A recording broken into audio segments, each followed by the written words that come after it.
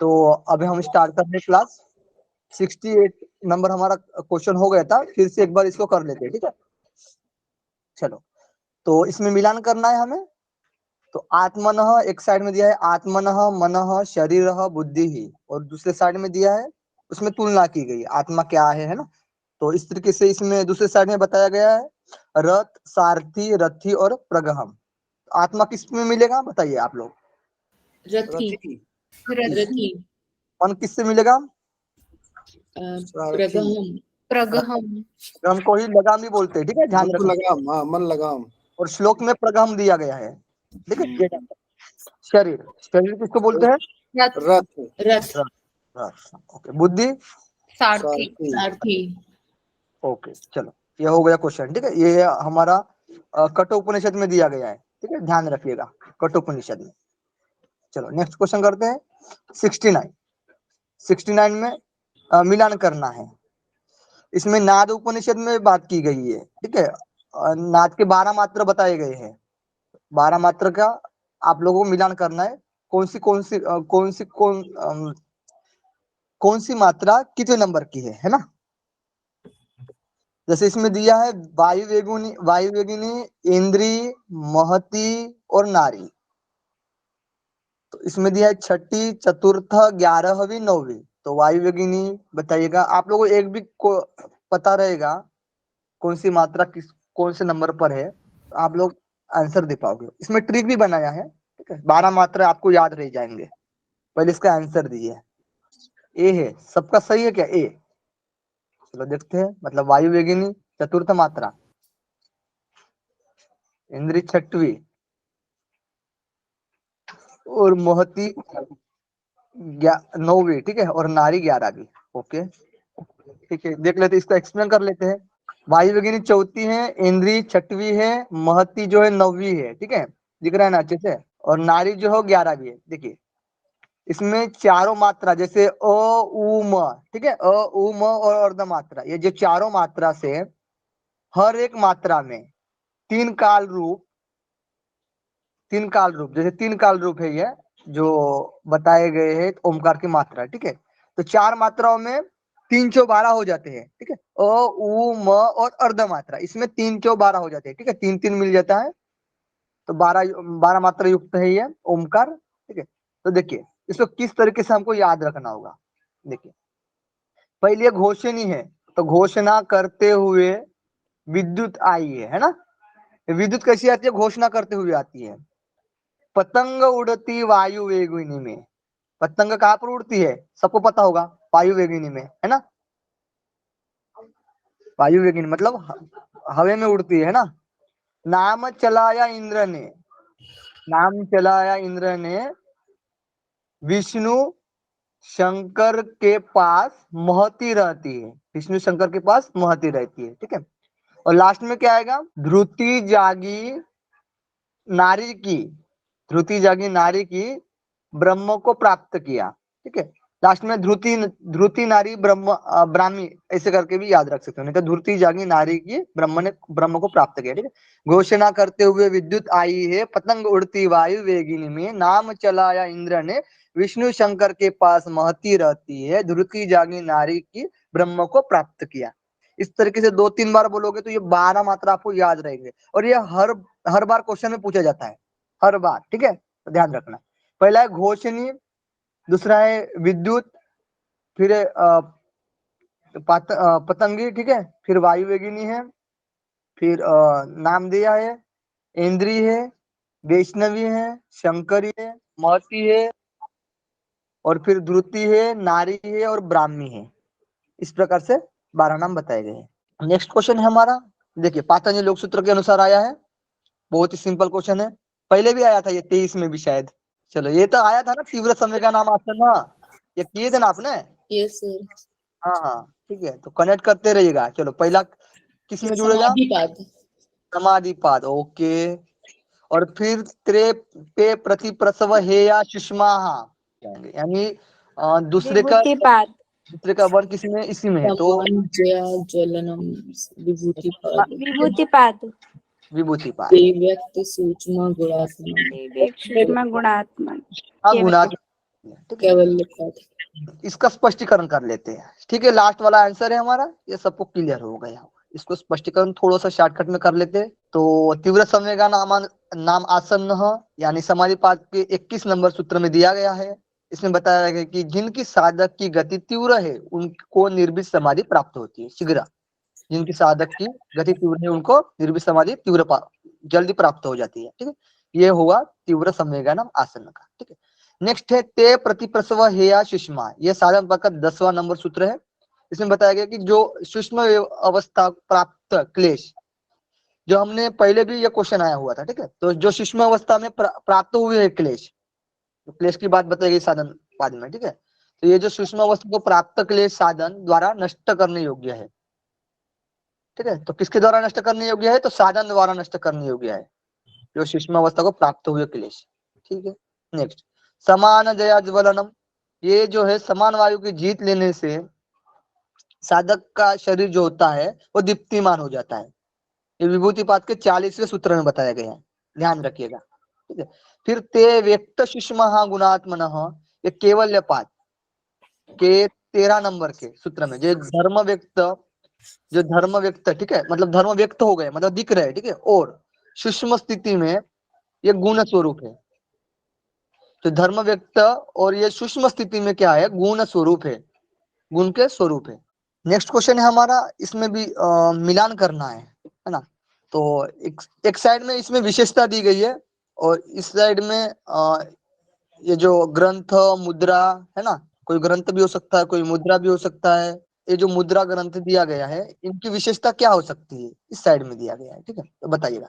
मोक्ष द्वार का भेदन, कुंडलिनी। मोक्ष द्वार का भेदन, तो 4 नंबर आ रहा है पहले का, तो पहले का 4 नंबर 2 साइड में है ना। चलो दूसरा देखते हैं, मानव शरीर को विशाल की प्रतिमूर्ति बताया है। पर ये सहजूली मुद्रा हो जाएगी तो इससे भी आसानी से मिल जाएगा। हाँ, कौन सी सहजोली मुद्रा हो जाएगी? यार बात कर रहा है बार बार। आई सहजोली क्या होगा? मुद्रा हो मुद्रा गई। सर। चलो सहजोली मुद्रा हो गई, तो 4 में 2, आंसर सर ए। तो 4 में 2 है ना। 4 में 2 का किसमें इसमें ही है, सिर्फ पहले में ही, तो पहला ही हमारा आंसर हो गया है ना। हाँ सही बोले थे मैम। हाँ, तो मानव शरीर को विशाल ब्रह्मांड की प्रतिमूर्ति शिव संहिता में बताया है। हाँ, और मुनि वशिष्ठ के अनुसार प्राणायाम का अंतिम परिणाम नादोत्पत्ति। ठीक है, अब देखिए ध्यान से सुनिएगा। ठीक है, नादोत्पत्ति इसको एक अच्छे से एक्सप्लेन करने वाले हैं। ठीक है, इसको एक्सप्लेन कर लेते हैं, तब जाकर आपको चीजें समझ में आएगी, है ना। ये तो हो गया। ठीक है, चलो शिव संहिता में 5 पटल बताए गए हैं। कितने? 5 पटल। तो पहला है लय प्रकरण, इसको याद करना है आप लोगों को, लय प्रकरण। दूसरा है तत्व ज्ञानोपदेश प्रकरण, इसमें ही बताया गया। इसमें देखिए तत्व ज्ञानोपदेश ये भी आता है, और मतलब ये तत्व के ज्ञान की बात बताया गया है। तो इसमें बताया गया तत्व में शरीर विशाल ब्राह्मण की प्रतिमूर्ति। ठीक है, यही क्वेश्चन में आया था। तीसरा है योगानुष्ठान। ठीक है, योग के बारे में चर्चा आती है इसमें, प्राणायाम इत्यादि आ जाता है। ठीक है, मुद्रा, चौथे में मुद्रा। ठीक है, इसी में योगानुष्ठान में प्राणायाम, आसन, नाड़ी इत्यादि चीजें आ जाती है, ध्यान रखना। फिर आता है चौथा मुद्रा, और लास्ट में आता है योग के प्रकार।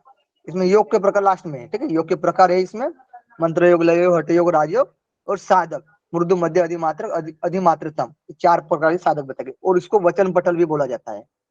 ठीक है, लय प्रकरण, तत्व ज्ञान उपदेश प्रकरण, योगानुष्ठान प्रकरण, मुद्रा प्रकरण और योग के प्रकार और साधक, इसको ही वचन पटल बोला गया है। ठीक है, चलो वशिष्ठ के अनुसार हमको लास्ट वाला परिणाम देखना है प्राणायाम के अनुसार, है ना।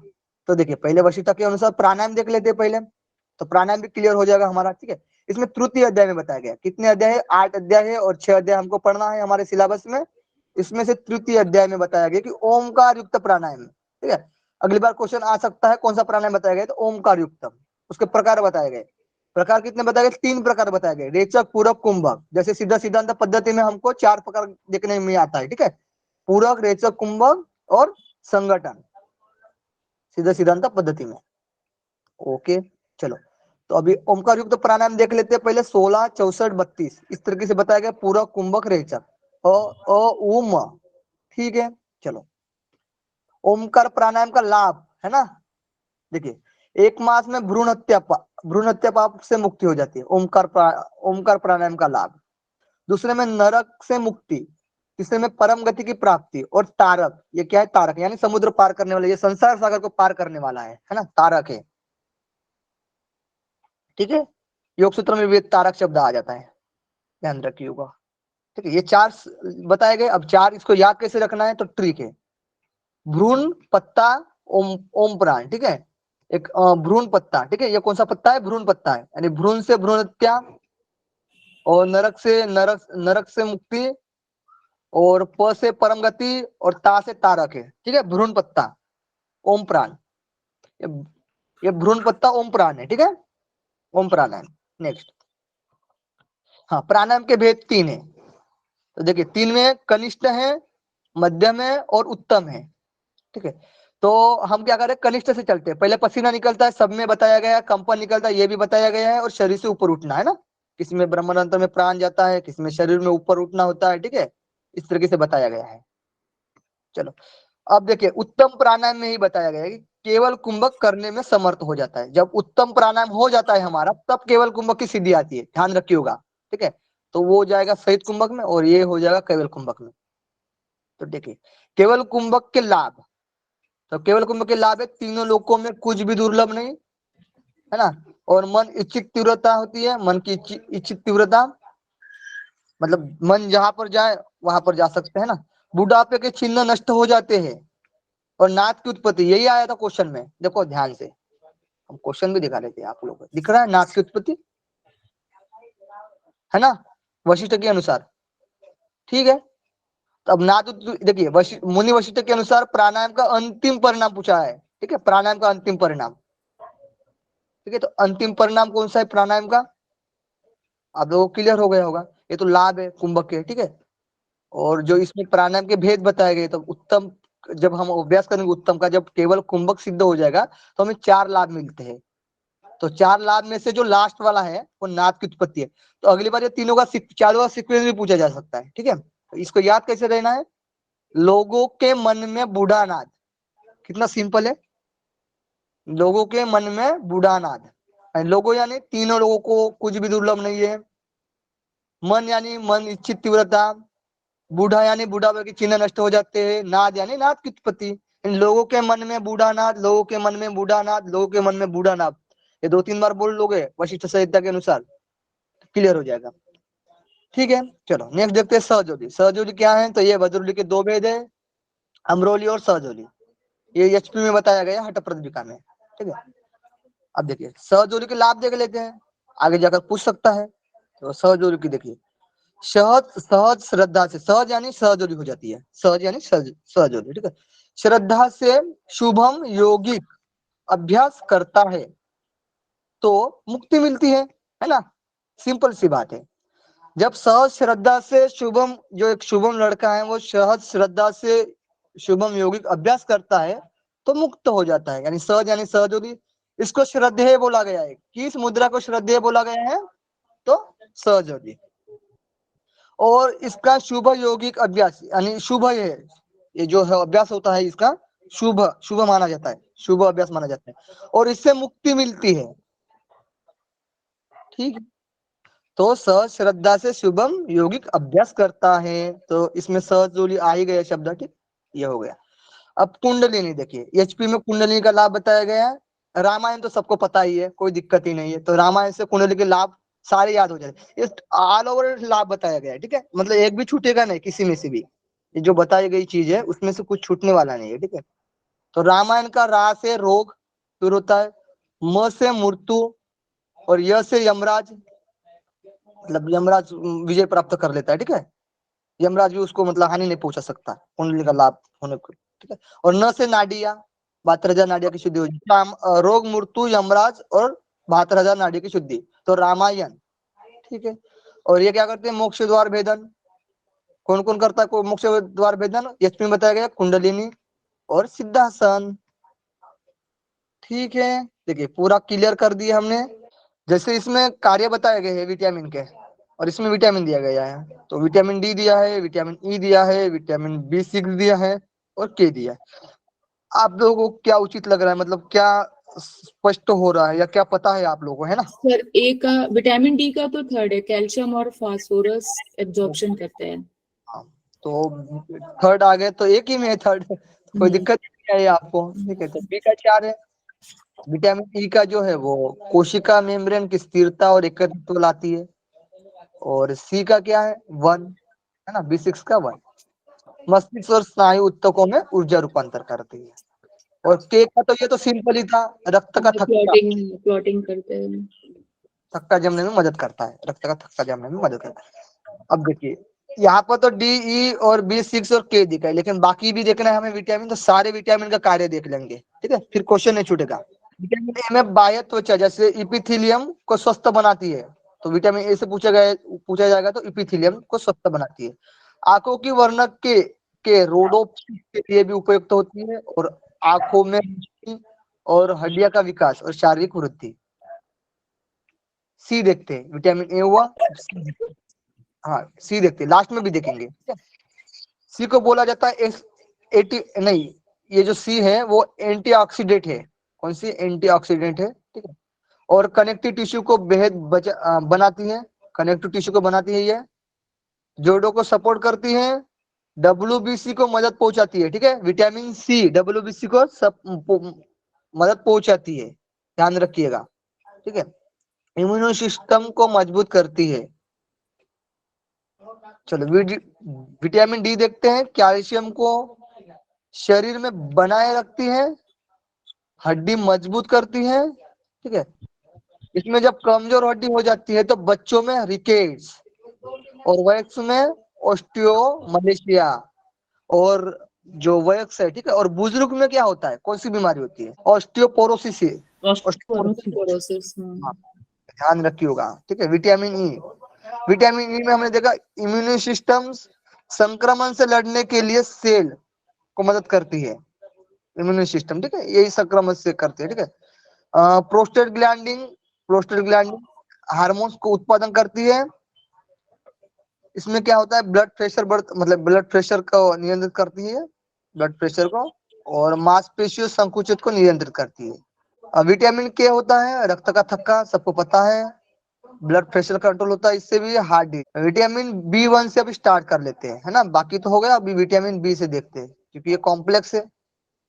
इसमें नर्वस स्वस्थता और भोजन पचाने में मदद करती है। ये एंटीऑक्सीडेंट और स्वस्थ सेल को बनाए रखती है, शारीरिक ऊर्जा देती है। विटामिन B3 ये क्या करती है, कार्बोहाइड्रेट को ग्लूकोज में बदलने में मदद करती है, और मतलब ये गुड कोलेस्ट्रॉल, ठीक है, मतलब बैड जो कोलेस्ट्रॉल है, बैड है वो, ठीक है, तो बैड कोलेस्ट्रॉल को गिरा देती है और गुड कोलेस्ट्रॉल को ऊपर लाती है, ठीक है, मतलब कंट्रोल करती है। स्वस्थ कोलेस्ट्रॉल को बनाए रखती है ना। कौन? B3, ठीक है, कोलेस्ट्रॉल में आएगा तो B3, ठीक है। B5 है, ठीक है, विटामिन B5 है, ये B5 है।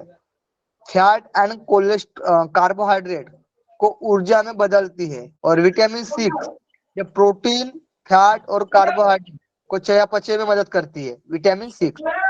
और न्यूरोट्रांसमीटर निर्माण के लिए भी है, अभी हमने पढ़ा था न्यूरोट्रांसमीटर जो विटामिन 6 का था, दिखा देते, ये दिख रहा है आप लोगों को, मस्तिष्क और स्नायु, ये स्नायु वाला जो नर्वस है, ठीक है, स्नायु को नर्वस बोलते हैं, ठीक है, ठीक है। तो न्यूरोट्रांसमीटर निर्माण के लिए ये बहुत आवश्यक होती है, विटामिन 6। विटामिन 7 देखिएगा, ग्लूकोज को बड़ा मतलब ग्लूकोज के लेवल को वो नियंत्रित रखती है, ब्लड शुगर कंट्रोल करती है, विटामिन 7। डायबिटीज के लोगों के लिए अच्छी है। फिर विटामिन 11 नई कोशिका उत्पादन, मतलब नई कोशिका को उत्पादन करती है, नर्व और ब्लड सेल को स्वस्थ रखती है, ठीक है, और डीएनए बनाने में मदद करती है। कुछ स्पेलिंग जो है वो थोड़ी सी मिस्टेक हो सकती है, ठीक है, तो ध्यान दीजिएगा, उसको आप सुधार ले, ठीक है। डीएनए को बनाने में मदद करती है और नर्व्स और ब्लड सेल को स्वस्थ रखती है, ठीक है। भोजन ले सकते हैं हम, जैसे विटामिन 12 के अंडे, मांस, डेयरी प्रोडक्ट से मिलता है, ठीक है। चलो इसमें बताया गया है, मुद्रा बताई गई है, ठीक है, घेरन संहिता के अनुसार ये वज्रोली, ठीक है, चलो करिए, इसको मिलान करिए, एक भी पता रहा तो आंसर हो सकता है। पहला है, आवाज किसका आ रहा है? रजनी सर जी थोड़ा सा म्यूट करिएगा, आपसे शायद आवाज आ रहा है। ठीक है, चलो। ए नंबर है, मुख बंद कर जीवामूल को हिलाकर अमृत पान करना। मांडुकी मुद्रा। मांडू की मुद्रा। ओके, जीवामूल को हिलाकर अमृत पान करना, लगा लेते हैं। फिर भूमि पर दोनों हाथ रखकर सिर और पैरों को हवा में उठाना। वज्रोली। हाँ, वज्र। ये यहाँ पर देखिए, यह वज्रोली नहीं होना चाहिए, वज्रोनी होना चाहिए, वज्रोनी, ये नी होना चाहिए। ठीक है, लेकिन पेपर में वही था, वज्रोनी चाहिए था, क्योंकि घेरन संहिता में यही बताया गया है, वज्रोनी, और इसी की क्रिया बताई गई है, मतलब विधि बताई गई है। ये जो है भूमि पर दोनों हाथ रखकर सिर और पैरों का हवा में उठाना। नेक्स्ट है, भ्रूमध्य के बीच दृष्टि को स्थिर कर आत्मा का ध्यान करना। आत्मा का ध्यान देखिए, आत्मा राम, संभवी संभवी। आत्मा राम है ना। और वायु के सुषुम्ना में प्रवेश करने तक गुदा द्वार को धीरे धीरे सिकुड़ना। अश्वनी अश्वनी मुद्रा। सिंपल ही था, है ना। इसको देख लेते, फिर से सविस्तर देख लेते कि आंसर क्या हो सकता है हमारा। पहले का तीसरा है, ऑप्शन डी। तो हम इसको एक्सप्लेन कर लेते, सारा उसका लाभ देख लेते, फिर क्वेश्चन जाना नहीं चाहिए, है ना। शांभवी मुद्रा का पहले हम देख लेते, शांभवी मुद्रा के लाभ, है ना। तो ये कुल वधु, स्वयं आदिनाथ, नारायण और ब्रह्म, ध्यान रखिएगा। ठीक है, आदिनाथ, नारायण और ब्रह्म। ठीक है, इनके ये शांभवी मुद्रा से लाभ होता है कि स्वयं आदिनाथ बन जाता है योगी, नारायण बन जाता है और ब्रह्म के जैसा बन जाता है। और ये कुलवधु, ये कुलवधु है, तो ये स्त्री के समान किसको बोला गया है, वेद पुराण शास्त्र को बोला गया है ना। ये एचपी में भी बताया गया है। अश्विनी मुद्रा को देख लेते हैं। अश्विनी मुद्रा के लाभ है, गुह्य रोग, जो सबको पता है, और कुंडलिनी। ठीक है, कुंडलिनी ध्यान रखिएगा। और अकाल मृत्यु, शरीर शक्ति और अकाल मृत्यु दूर होता है। मांडुक्य लाभ है, वलित फलित, वलित फलित मांडुक्य के लिए बताया गया, मांडुक्य के लिए, तो ये ध्यान रखना। और स्थायी यौवन,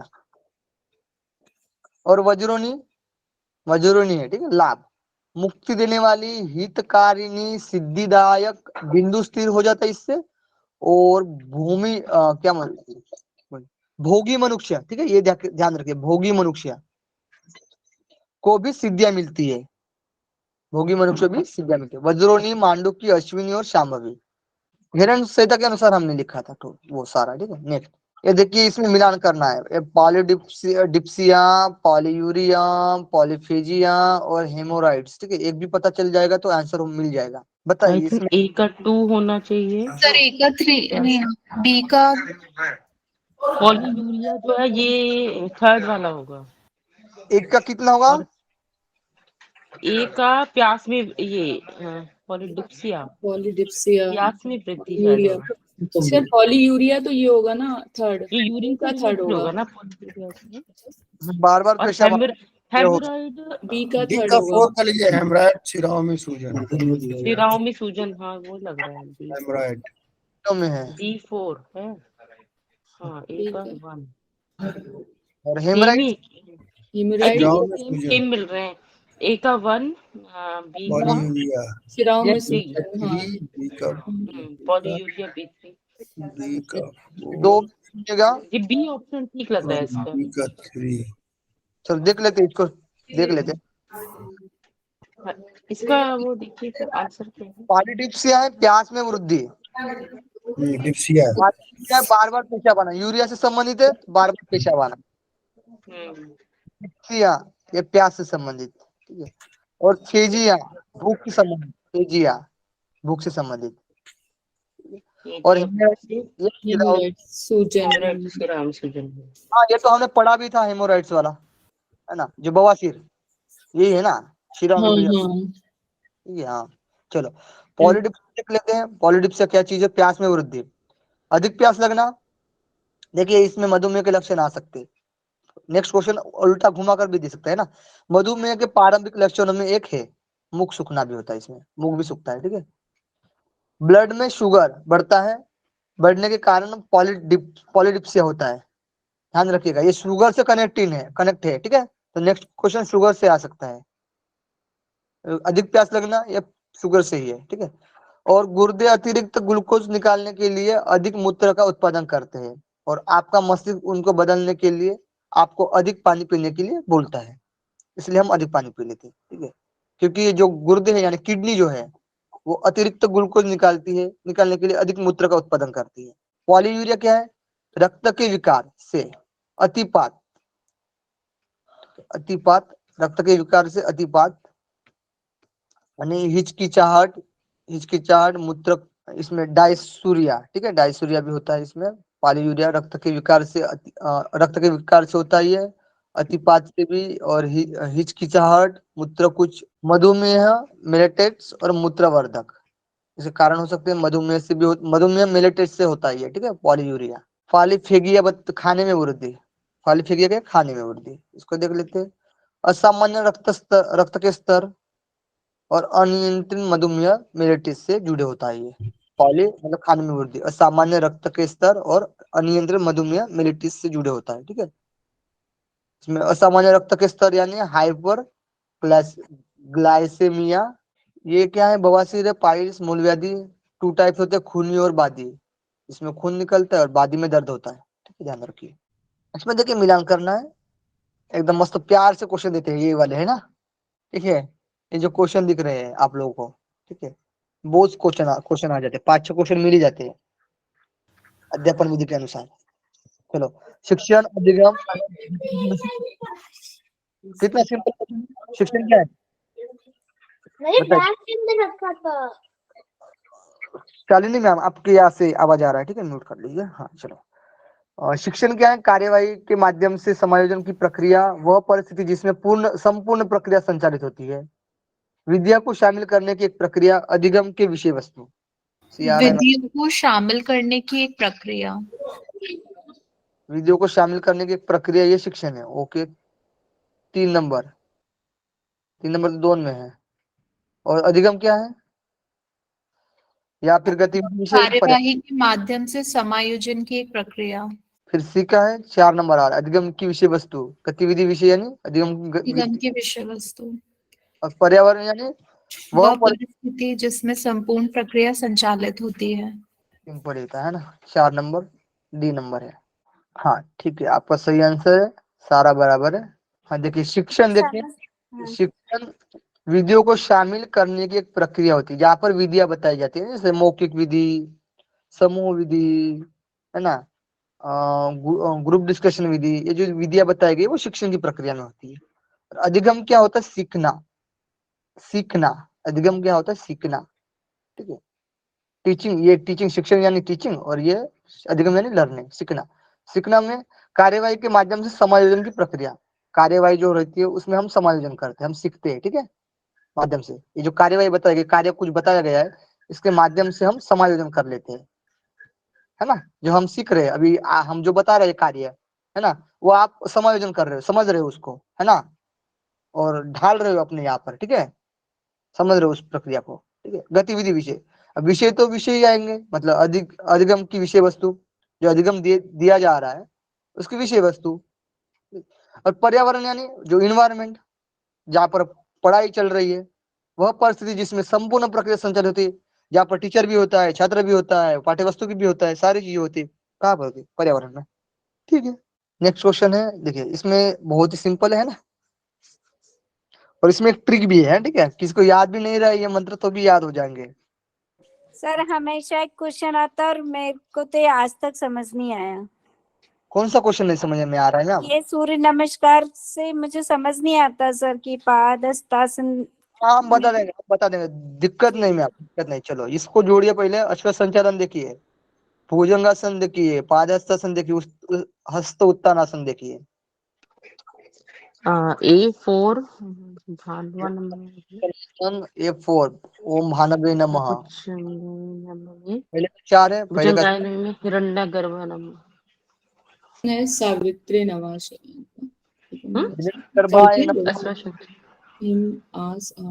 भुजंगासन में ओम हिरण्यगर्भाय नमः, हिरण्यगर्भाय नमः, भुजंगासन 7 नंबर पे। तो दूसरे में यानी ये सी नंबर आएगा। हस्त में ओम सावित्री नमः, और उसमें फॉर्मूला ऐसे हो जाता है, हस्तोत्थान ओम वर्काय नमः।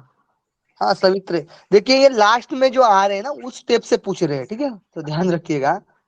तो ये अर का ही आएगा, ये जो उत्तर लास्ट में जब हम होता है ना, लास्ट में उस टाइम में चलो ये क्लियर है, लास्ट वाला सी नंबर आंसर है। इसमें ट्रिक लिखा है क्या? नहीं लिखा है, फिर आप बाद में भी लिख लूंगा, नहीं तो फिर दे दूंगा आपको। ठीक है, देखिए ये 12 नाम बताए गए। ओम मित्राय नमः, रवये नमः, सूर्याय नमः। ठीक है, ये 3 भानवे विघ्न खाए से वापसी में जाते हैं तो उसका दिया हुआ है। हाँ हाँ, वापस में जाते तब भानवे नमः, खगाय नमः, पुष्णे नमः, ये 3। ठीक है, हिरण्य गर्भाय मरीचय नमः और आदित्याय नमः, और ये सवित्रे नमः और अर्काय नमः और भास्कराय नमः। लास्ट में 3 का जोड़ा भी करके हम याद रख सकते हैं। नहीं देखो, ठीक है, मरे सब खपे हम, इसमें लिखने मेरे पास ट्रिक है सर मेरे पास, मिर्सुब खपू हिम आस आब। नहीं, मरे है, मरे सब, मरे। अच्छा, आप लोग आप इस अपने हिसाब से, सर अपना ट्रिक है सर। हाँ, मरे सब, सब है। ठीक है, ये देखिए, ये ठीक है। ठीक है, मरे सब यानी सब लोग मर रहे हैं। ठीक है, मरे सब। कौन? राधिका मैम बोल रही थी ना? एक मिनट, हाँ, राधिका मैम को नहीं सुन रहा है। मरे सब खफे, मरे सब खफे हम, हम, है ना, मतलब खप रहे हम। ठीक है, सब मर रहे और खप रहे हम, खपे हम। आज अभाज, आज भी और ये अभाज भी है, मतलब मराठी में बोलते हैं ना, आज है बस। अभी इसमें लिखने माउस रहा तो थोड़ा सा और अच्छे से लिख सकते थे। ठीक है, तो ध्यान रखिएगा जैसे हो वैसे। ठीक है, मरे यानी मित्राय नमः, म का क्या है? मित्राय नमः है। और ये रवय नमः, स का सूर्याय नमः और भ का भानवे नमः। राधिका मैम ध्यान रखिएगा। ठीक है, मरे सब खपे हम। हाँ सर, ये नाम तो मुझे पता है, लेकिन ये इधर से आसन और ये चक्र। हाँ, आसन तो पता है ना मैम, आपको आसन पता है ना, आसन पता है, ट्रिक पता है, नाम पता है, तो फिर उसमें दिक्कत ही नहीं आना जी चाहिए। खपे हम। हाँ, सूर्य, ये 12 नाम ही पता है, बस पीछे का याद नहीं रहता कि अश्व संचालन किस में आएगा, देखिए देखिए, चक्र कौन सा आएगा। अभी ये सुनिए, ये ट्रिक आप लोगों को आपको याद रखना है। मरे यानी मित्रा है, म का र का रवय है, स का सूर्याय है, भ का भानवे है, ख का खपे है, खगाय है, व का पुष्णे है, ह का हिरण्य गर्भाय है, म का मरीचय नमः है, और आ का जो है वो आदित्याय नमः है, और स का सवित्रे है, और ओ का अर्काय नमः है, और भा का भास्कराय नमः। ठीक है, ये सब छोड़ दो। ठीक है, ठीक है, देखिए, तो ये ट्रिक रही आपको, मरे सब खप्पे हम आस अबास। ठीक है, तो ये म वाला तो पहला ही आएगा, है ना। ये रिटर्न होते हैं। देखिए ये जो है हमारे पास कितना बनता है, ये जो है देखिए, नमस्कारासन, उर्ध्व नमस्कारासन। देखिए ये नमस्कारासन, उर्ध्व नमस्कारासन, पादहस्तासन 3 हो गए, अश्व संचालन 4, पर्वतासन 5, अष्टांग 6 और भुजंग 7। ठीक है, ये सिर्फ 7 नाम याद रखना है, बाकी सब रिपीट हो जाता है। पर्वतासन से बाकी सब रिपीट हो जाता है, नमस्कार आसन तक 5 जो आसन है वो रिपीट हो जाते हैं। और ये ट्रिक तो इसी तरह से याद रखना है आप लोगों को, जो ट्रिक बताया वो उसी तरीके से ये तो रिपीट हो जाएंगे। भुजंगासन के बाद ये पर्वतासन आ जाएगा, उसके बाद अश्व संचालन, फिर पादहस्तासन और ऊर्ध्व नमस्कार आसन, नमस्कार आसन। हठ प्रक्रिया के अनुसार योगी को भोजन का श्लोक को क्रम के अनुसार लगाना है। तो एक भी पता रहा तो थोड़ा सा आइडिया स्निग्ध आएगा, स्निग्ध मधुर, स्निग्ध स्निग्ध सुमधुर, सुमधुर। टी स्निग्ध तो दिया ही नहीं है। मिल धातु ये गव्यम, फिर गव्यम होगा पुष्टिकार फिर, हाँ, देख लेते हैं। पुष्टिकार है ना, गव्यम आएगा। गव्यम, पुष्टिकारक, पुष्टम। हाँ, फिर है सुमधुर, सुमधुर है। ठीक है, पुष्टम फिर है सुमधुर, सिग्ना, सिग्ना, पुष्टम सुमधुर पुष्टम शुभम, सु- फिर है धातु। पुष्टम, ठीक है, धातु पुष्टिकारकम है यहाँ पर। ठीक है, प्रोपोर्शनल। तो प्रथम उपदेश में बताया गया है यशपी में, पुष्टम सुमधुरम स्निग्धम गव्यम धातु प्रपोषणम। ठीक है, और मनोभिलक्तम योग्यम भोजना। ये जो है क्या बोलते हैं, गाय के दूध से बनी वस्तु है। ये किसका? गव्य है। गव्यम यानी, देखिए, गव्यम यानी गाय से बनी हुई वस्तु है, ध्यान रखिएगा। बाकी तो ये सुमधुर, सिग्न, पुष्टम, पुष्टिकारक। ठीक है, चलो, इसमें तो कोई डाउट नहीं है। इसमें तो है ना, पता है सी सी सी ई सी, दो भी मत पता चल जाएगा तो हो जाएगा, मुझे लग रहा है सीई, सीई ठीक है, CE D A B, A number, B number का ऑप्शन है सही। चलो नेक्स्ट चलते हैं। योग वैशिष्ट्य के अनुसार सही क्रम बताना है। देखिए हमने जो प्रकरण के नाम भी लिखे थे, आप लोगों को याद होगा तो 22 के क्वेश्चन में स्टार्टिंग में लिखे थे, 22 के क्वेश्चन में स्टार्ट में लिखे थे ना हमने, योग वैशिष्ट्य के अनुसार प्रकरण के नाम 6 प्रकरण बताए गए हैं, तो उसका सीक्वेंस लगाना है, पहले कौन सा आएगा? Sir DCDAEB। सर सबसे पहले वैराग्य प्रकरण, मुमुक्षु प्रकरण, 1 2 उत्पत्ति प्रकरण, उत्पत्ति प्रकरण, प्रकरण, उपशम प्रकरण। प्रकरण और उपशम प्रकरण, ठीक है गुड। लास्ट वाला आ जाएगा CDAEB। हाँ ठीक है। देखिए वैराग्य प्रकरण, मुमुक्षा, व्यवहार, उत्पत्ति, स्थिति और उपशम और निर्वाण, और निर्वाण में भी पूर्वार्थ और उत्तरार्थ, ये भी ध्यान रखिएगा। इसलिए सारा एक्सप्लेन करने से आगे के क्वेश्चन लगा सकते हैं ना। चलो नेक्स्ट देखते हैं, त्रिशिकी ब्राह्मण उपनिषद के अनुसार 10 यमों का सही क्रम, है ना। कितना अच्छा क्वेश्चन है। अहिंसा, सत्य, स्तेय, ब्रह्मचार्य, है ना।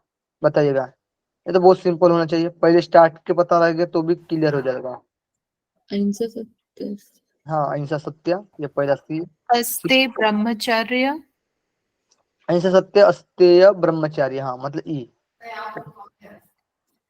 तो थियोरी, फिर क्षमा, धृति, दया, आर्जव, मिताहार और शौच। ये दो तो मिल गए आराम से हमको, ठीक है। फिर क्या आएगा? क्षमा, धैर्य, सॉरी अद्या आर्जव आएगा, और फिर क्षमा, धैर्य और मिताहार, सोच, अहिंसा। देखिए ये चार सबको याद, अहिंसा तो हठ हमने प्रतिदीपिका वाले ये सेम दिए हैं इसके। वशिष्ठ संहिता वाला ही है, वशिष्ठ संहिता, हाँ। हाँ सेम। तो अहिंसा सत्य अस्तेय ब्रह्मचार्य, ठीक है, हमने ऐसे याद करने के लिए बोला था, और दया आर्जव को 2 लाइन में याद करने के लिए बोला था, फिर क्षमा धृति को याद करना है, फिर लास्ट में मिताहार और सोच आ जाएगा। सबको याद होनी चाहिए, चीजें हो जाती है जल्दी से, कोई दिक्कत नहीं है, ठीक है ना। हो गया क्लियर। दयार्जो, क्षमा धृति, मिताहार, सोच, दयार्जो, क्षमा धृति, मिताहार, सोच, ये तो चारों तो हमारे पातंजलि योग सूत्र में ही दिया गया है, ठीक है। योग सूत्र के अनुसार सही क्रम, कितना मजा, मतलब सही क्वेश्चन आया है, ठीक है। 2 बार पूछा गया इसमें, 2 मतलब पहले भी बताया गया है। बताइएगा इसमें, ये केवल्यपात का सूत्र है, पहला ही सूत्र और है। ये जन्म से है पहले। औषधि, मंत्र, तप, औषधि मंत्र, जन्मो, जन्म से, हाँ जन्म, औषधि, औषधि, मंत्र, म- मंत्र, तप, फिर तप, समाधि। फिर समाधि। श्लोक पता, सूत्र पता रहा तो कोई दिक्कत ही नहीं। ये ये पहला ही सूत्र केवल्यपात का, जन्मो, औषधि, मंत्र, तप, समाधि, जा सिद्धया। चलो नेक्स्ट क्वेश्चन करते हैं, इसमें कोई दिक्कत नहीं है। नेक्स्ट, शिव सर मध्य प्रकार के साधक, मध्य प्रकार के साधक पूछे गए, कितने प्रकार के साधक बताए हैं? सारे 3 प्रकार। 4 प्रकार बताए गए, ठीक है? चार चार है अच्छा, तो, अधिमात्रम भी है इसमें। मृदु अधिमात्रतम भी है ना। हाँ। तो चारों मध्य मध्य मृद, अधिमात्रतम, मृद, मध्यु, अधिमात्र, अधिमात्रम। अधिमात्रतम। आपको आंसर देना है कि मध्य प्रकार के साधक के गुण, गुण बताए गए, सभी साधक के गुण बताए गए, तो मध्य प्रकार के साधक के गुण हमको क्रम से लगाना है।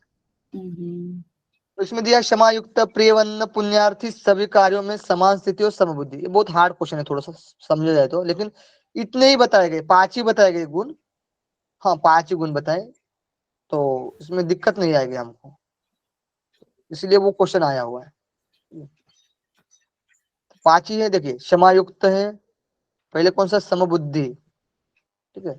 फिर आता है क्षमा युक्त, समबुद्धि, क्षमा युक्त, पुण्यार्थी, प्रियवंदन और सभी कार्यों में समान, ठीक है। तो देखिए समबुद्धि क्षमा करता है, समबुद्धि तो क्षमा करता है, सिंपल सी बात है। जो समबुद्धि है, स्थित प्रज्ञा है, वो तो क्षमा ही करेगा, ठीक है, ठीक है। समबुद्धि क्षमा करता है तो पुण्य मिलता है, तो पुण्य ही मिलेगा ना, कौन सा पाप मिलने वाला है जब समबुद्धि क्षमा करेगा तो, है ना। वह प्रिय कार्य करता है, तो वो जब पुण्य मिलेगा तो प्रिय कार्य करेगा, ठीक है। तो समबुद्धि से समबुद्धि पहला, फिर क्षमा करता है तो क्षमा, क्षमा युक्तम, और पुण्यार्थी, पुण्य से पुण्यार्थी, और प्रिय से ये प्रिय से क्या है, प्रियवंद है प्रिय, और कार्य से क्या है, सभी कार्यों में समान स्थिति। कोई दिक्कत है, समबुद्धि क्षमा करता है तो पुण्य मिलता है, तो वह प्रिय कार्य करता है। ठीक है, अपने अपने मर्जी से लगा सकते हो, कोई भी दिक्कत नहीं। ठीक है, हम अपनी मर्जी से लगाए, आपको पसंद आए तो लगा सकते हो, नहीं तो दूसरा भी बना सकते हो, इसमें कोई दो राय नहीं है। ठीक है, चलो तो फिर नेक्स्ट क्वेश्चन कर लेते हैं।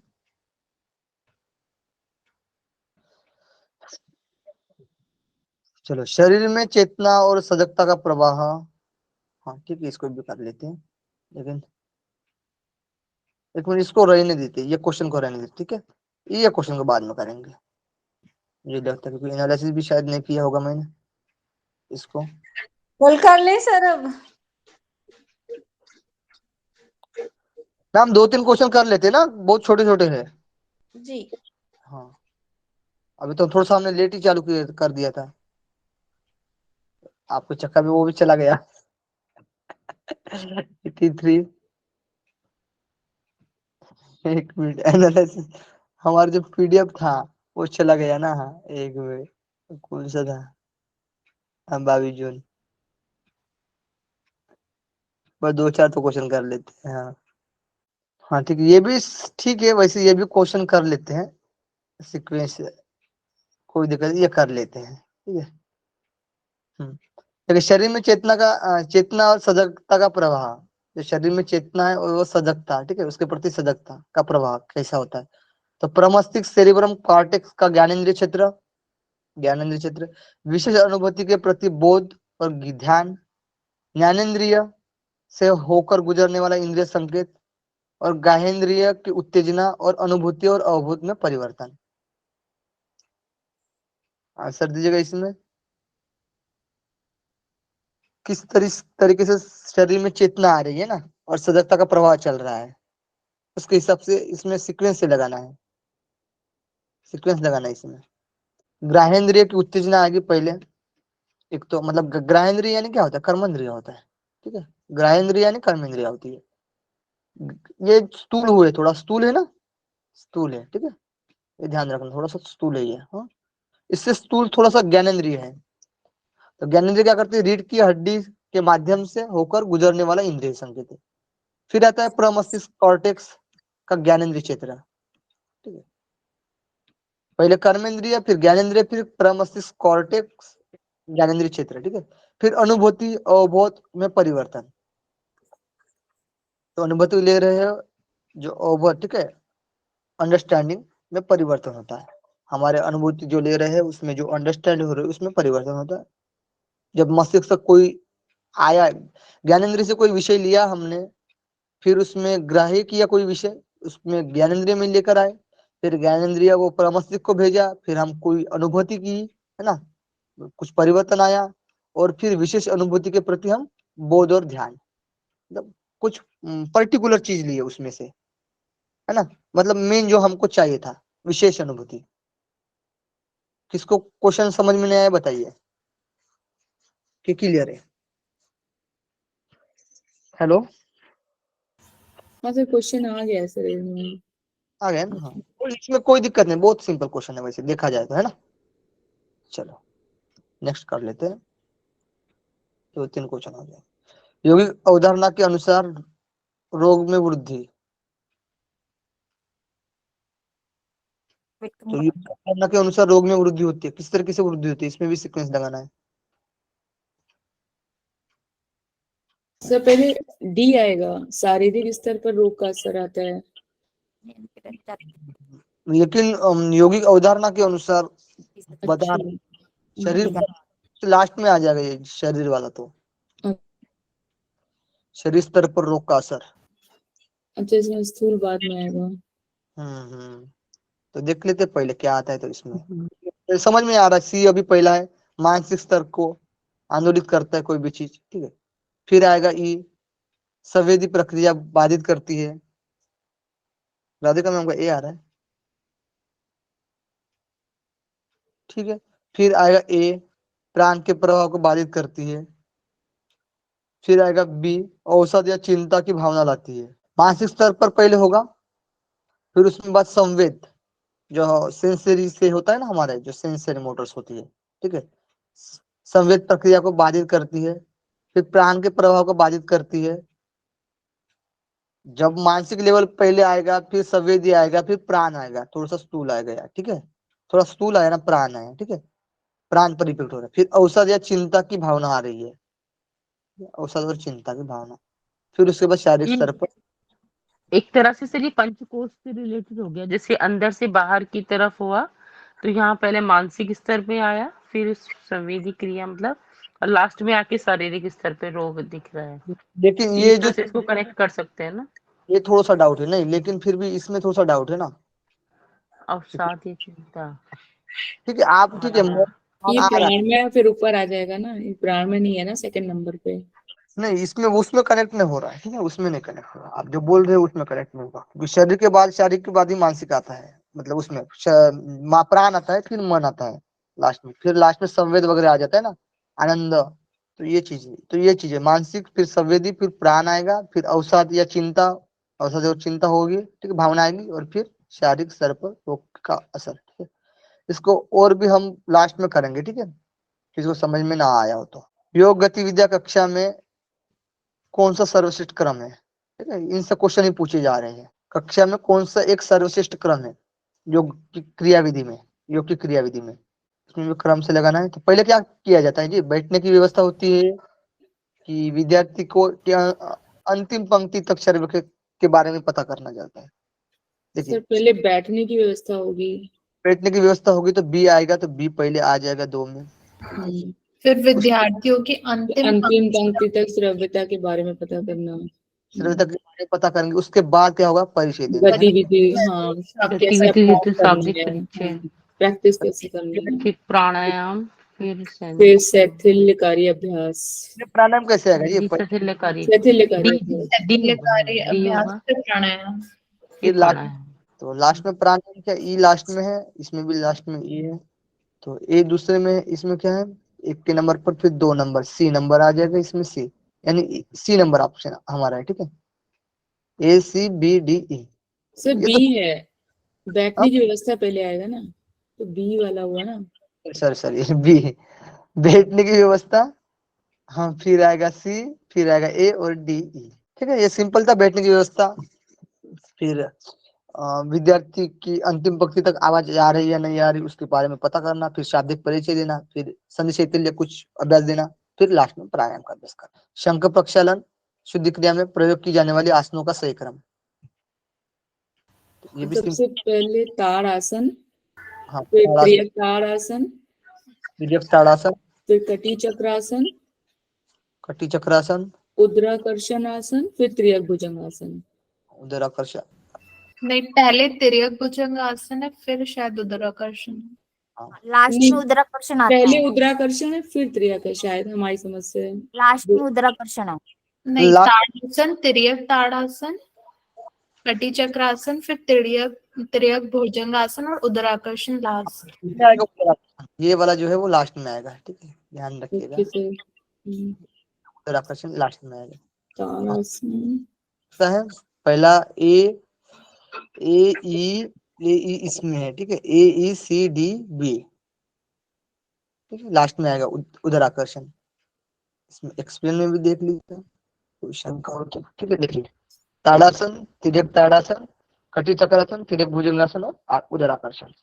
हाँ, देखिए ये तो छोटे छोटे, अभी ये तो क्लियर हो जाएगा, 5 क्वेश्चन बचे हैं, ठीक है, इसको क्लियर 4 मिनट में हो जाएगा। आपको मैंने ट्रिक बताया था, जो कथन और कारण आते हैं उसमें कौन सा आंसर हो सकता है, ठीक है, ये ध्यान रखिएगा, मैं जो बात बता रहा हूँ वो ध्यान रखिएगा, ठीक है। पहला ये ऑप्शन ए वाला बताया बताया था ना, ठीक है, हाँ, तो ध्यान रखिएगा। अभी देखते हैं हम लोग कितना सटीक बैठता है। 23 के 22 के क्वेश्चन किए, उसमें भी देख लीजिएगा, ठीक है, 23 के क्वेश्चन में 4 क्वेश्चन 4 में सही था, ठीक है, और 22 के क्वेश्चन में शायद 3 में हो सकता है एक का ऑप्शन सही था, ठीक है, ध्यान रखिएगा। हाँ, अब देखिए इसमें, नहीं 22 का ही चल रहा है ना, सॉरी 22 का ही चल रहा है 23 का हो गया, मैं अभी 21 के क्वेश्चन बना रहा हूँ, तो मुझे थोड़ा सा दिक्कत आ गया, मतलब क्या चल रहा है क्या नहीं समझ में नहीं आया था, ठीक है। देखो, तो 4 क्वेश्चन सही थे हमारे 23 के इसमें, ठीक है, 4 क्वेश्चन मैं उसको ऑब्जर्व किया था, आप लोग ऑब्जर्व किए या नहीं किए पता नहीं, लेकिन ये याद था आपको कि 1 नंबर का क्वेश्चन सही होता है। ये सही हुआ, ठीक है, मतलब आपने बताया तो अच्छा लगा मुझे, ठीक है। देखिए, कर्मों की कुशलता ही योग है, कारण फल की इच्छा का त्याग कर अनासक्त भाव से कर्म करना ही कुशल कर्म है। दोनों ही ठीक है ऑप्शन में। दोनों ठीक है और एक डिफरेंस भी है उसका, ए ही होगा इसका तो। और एक से ही व्याख्या करता है। इसका तो ये होगा। कर्मों की कुशलता ही योग्य और फल की इच्छा का त्याग करना अनासक्त भाव से कर्म करना ही कुशल कर्म है। वो जो मैंने बताया ना, कुशल कर्म या निष्काम भाव होता है, निष्काम कर्म होता है। हाँ, छोटी छोटी बात भी मतलब ध्यान रखिएगा, क्योंकि कैसे भी क्वेश्चन आ सकता है, इसलिए मैं कभी कभार बोल देता हूँ, ठीक है, किसी किसी का बात बता देता हूँ, और जो मोस्ट इम्पोर्टेंट रहता है उसी का बात बताता हूँ मैं, ठीक है, निष्काम कर्म। तो इसका क्वेश्चन कौन सा था हमारा? 86 था, है ना, 86 था।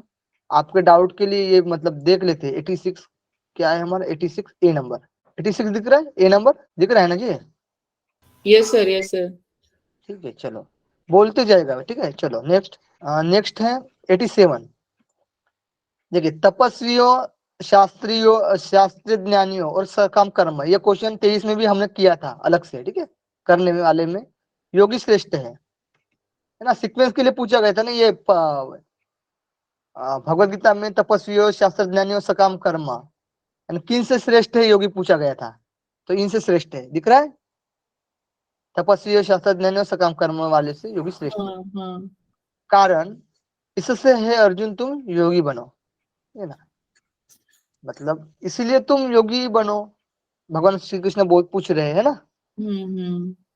तो ये कारण भी जुड़ रहा है इसमें, और ये दोनों सही है।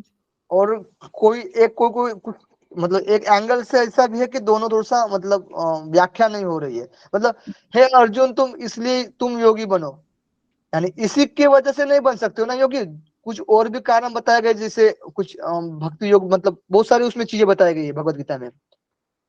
तो ये एक ही कारण नहीं हो सकता है ना तुम योगी बनो, समझ में आ रहा है ना हम हाँ क्या जी, बोल। हाँ जी। तो इसका क्या सही आंसर होगा फिर? ए होगा कि बी होगा? इसीलिए एनटी वालों ने दोनों ऑप्शन, इसीलिए दोनों ऑप्शन दिए, इसलिए मैं आपको आंसर की दिखा रहा हूँ साफ साफ। तो इसमें मतलब दोनों ही आंसर सही होंगे? हाँ हाँ, दोनों ही होंगे। एक तो देखिए, उस सूत्र में भी बताया गया है कि श्रेष्ठ है तपस्वी, शास्त्र ज्ञानी और सकाम कर्म वाले से योगी श्रेष्ठ है। योग ठीक है, क्लियर है, लेकिन यही बात नहीं हो सकती ना कि योगी बनो तुम, दूसरे भी काम सकते हैं भगवत गीता में जैसे बताया गया ना। भगवत गीता में बहुत सारे उपदेश दिए हैं उन्होंने, तो बहुत सारे कारण है। ठीक है, अब हो गया क्लियर। चलो नेक्स्ट करते हैं। तो इसमें भी ए है, मतलब ए ही पकड़ लो जरा, ठीक है, 2 तो हो गए हमारा, तीसरा देख लेते हैं। चलो तीसरा है, निर्विचार समाधि अत्यंत निर्मल होने पर अध्यात्म प्रसाद की प्राप्ति होती है। हाँ, जो पहले अध्याय में बताया गया है ना, बाद में बताया गया है, जो समाधि अत्यंत निर्मल होने पर अध्यात्म प्रसाद की प्राप्ति होती है। कारण अध्यात्म प्रसाद सर ये भी बुद्धि दोनों सही है, और दो एक ही व्याख्या भी है ये, बुद्धि तमरा का प्रज्ञा है, बुद्धि का ए स्तर। इसमें भी दोनों है, देख ही लेते हैं फिर भी। 88 है ना ये क्वेश्चन नंबर, 88 है। 88 क्या है? ए नंबर है, ठीक है, 88 ए नंबर। तीनों तो हमारे ए तो लग गए। आसनों के अभ्यास के दौरान धमनियां, यही क्वेश्चन है 89। हाँ 89। आसनों के अभ्यास के दौरान धमनियां, हृदय की ओर रक्त का प्रवाह बढ़ जाता है, धमनियों से हृदय की ओर रक्त का प्रवाह बढ़ जाता है, ठीक है। जब हम आसनों का अभ्यास कर लेते हैं उसके दौरान क्या होता है, धमनियों से हृदय की ओर रक्त का प्रवाह कैसे होता है, नसों से हृदय की ओर, मतलब शरीर से हृदय की ओर जाता है, ठीक है। कारण आसनों के अभ्यास के दौरान सिस्टोलिक ब्लड प्रेशर बढ़ता है ना, सिस्टोलिक ब्लड प्रेशर और डायस्टोलिक, हम बोलते हैं सिस्टोलिक यानी बढ़ता है हाई बीपी, और डायस्टोलिक ब्लड प्रेशर सापेक्षिक रूप में स्थित होता है, ये भी सही है। फर्स्ट वाला ए ऑप्शन ही होगा सर। डायस्टोलिक वाले है वो 80 इसमें आता है, और ये जो ये गलत है, सिस्टोलिक वाला है क्या, नहीं, ये भी गलत लास्ट नहीं। वाला आसनों के अभ्यास के दौरान धमनियों से हृदय की ओर नहीं बढ़ता, हृदय से धमनियों की तरफ बढ़ता है। नहीं नहीं, एकदम हृदय में थोड़ा ना प्रेशर पड़ता है जी, हम तो आसन जब करते तो शरीर से करते हैं ना, मतलब कोई भी आसन लगा रहे हैं, हैंड से कर रहे हैं या बैक से कर रहे, कुछ किसी भी स्थिति से कर रहे हैं, तो हमारा हार्ट तक जाता है, पहले से ही हम हार्ट पे थोड़ा ना करते हैं, समझ रहे हाँ हैं जी, ना। हाँ जी, हाँ जी। हाँ, तो हार्ट मतलब हमारी जो बॉडी है, बॉडी टू हार्ट मतलब हम बॉडी में जो नसें है, ठीक है, तो नसों से हार्ट की तरफ जाता है, हम्म। फिर वापस आता है, ठीक है। तो ये भी सही है और ये भी सही है। सिस्टोलिक ब्लड प्रेशर बढ़ता है, हाँ ऑब्वियसली बात है, बढ़ेगा ही, ठीक है। और फिर डायस्टोलिक ब्लड प्रेशर सापेक्षिक रूप में स्थित होगा, इसमें बी है, ठीक है, दोनों सही है, लेकिन व्याख्या तो कर ही नहीं रहा था उसमें, तो साफ साफ बात थी।